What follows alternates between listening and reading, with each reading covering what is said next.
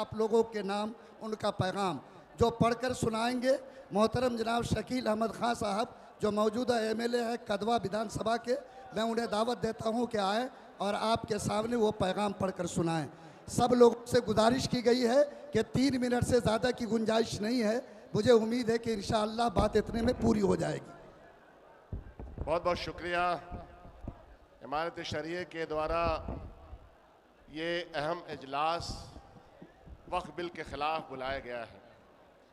ये एक संजीदा माहौल है, शायरी का माहौल इसको मत बनाइए, खुदा के लिए।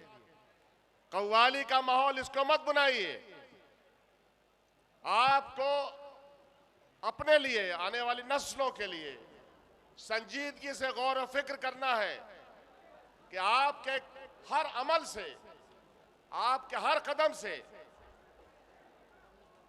वो ताकतें जो तशद्दुद फैलाना चाहती हैं, वो ताकतें जो अपमान करना चाहती हैं, उनके खिलाफ इस मुल्क का हिंदू और मुसलमान सब एक है। जब हम वो एहतजाज उस तरह का करेंगे तो हमें कामयाबी और कामरानी मिलेगी। आप इस बात पे यकीन करते हैं कि नहीं? बोलिए लब्बैक।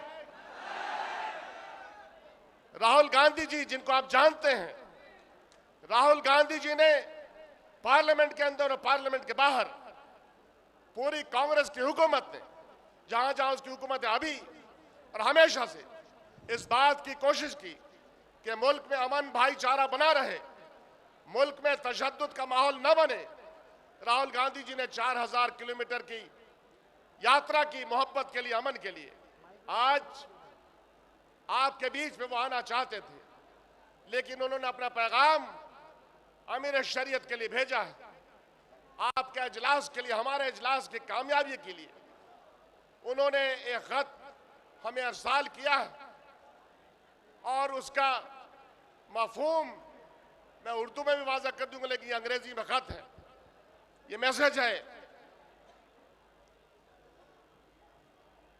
Congratulation Imarat Shariah Bihar, Orissa and Jharkhand on the वक्फ बचाओ संविधान बचाओ कॉन्फ्रेंस इन पटना। पटना में होने वाले इस संविधान बचाओ वक्फ बचाओ के अजलास को मैं मुबारकबाद देता हूं।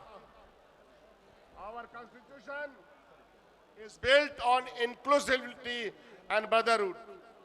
हमारा संविधान हमारे भाईचारे के ऊपर मबनी है। In a diverse India mutual respect for all faiths and ways of life is crucial for unity. हमारे इस मुल्क में जहां के मुख्तलिफ मज़ाहिब के लोग रहते हैं, उसकी यूनिटी बरकरार रखने के लिए हमारे आईन ने हमको आपस में एक दूसरे का रेस्पेक्ट करने की उसमें तौफीक दी है। We must resist the BJP and RSS divisive way agenda masked as reforms and the attack on the constitution।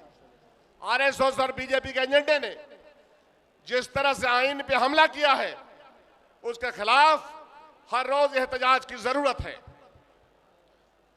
I have faith in the people of India to defeat hate with love। प्यार के जरिए मोहब्बत की फतह होगी, ऐसा हमारा यकीन है। We have a long road ahead, but I am confident that if we work together, we can build a more human society। इंसानियत पे मबनी हम बेहतर समाज, बेहतर हिंदुस्तान बना सकते हैं। If we work together, we can build more human society। The Congress Party stands for an inclusive India where everyone can live fearlessly।